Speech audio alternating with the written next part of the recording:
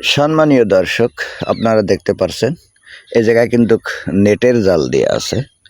বেগুন গাছ, নিচে বেগুন গাছ, এই যে বেগুন গাছ দেখতে পাচ্ছেন।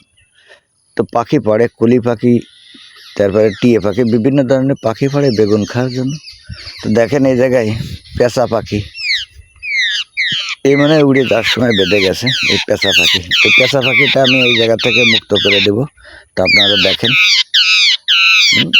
এই অনেক সময় ধরে আর কি পাখিটা কিন্তু ডাকাডাকি করতেছে। তারপরে আমি শুনে আসলাম। তো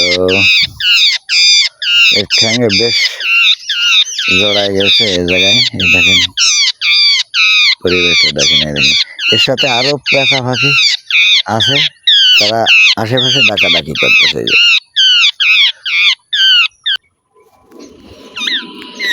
দর্শক, কিন্তু পাখিটা ছাড়াই ফেলেছি। এ দেখেন জাল থেকে, এ দেখেন এই পাখিটা এখন উন্মুক্ত করে দিব। যেহেতু সকালবেলায় আমি এই জায়গায় এসে দেখলাম যে পাখি বেঁধে গেছে। তো আমি পাখির ডাক শুনেই আসছি আর কি, যে পাখি এত ডাকাডাকি কেন করছে। তো তার জন্য আমি আসছি এই জায়গায়। আসলে যে এদের যে পাখির যে তারা কিন্তু ওই জায়গা থেকে উড়াউড়ি করছে।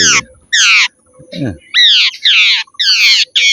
এই দেখেন অবস্থাটা কিন্তু কামড়াতে যাচ্ছে। যে তো সেরকম ধারণা, কিন্তু আসলে যে বেঁধে গেছে জালে, এমনি ওই জায়গায় নিচে কিছু খাওয়ার জন্য গেছিল, যখন উড়ে যাওয়ার সময় তখন কিন্তু বেঁধে গেছে। দেখেন এই গলা ঠালা দিয়ে, দেখেন।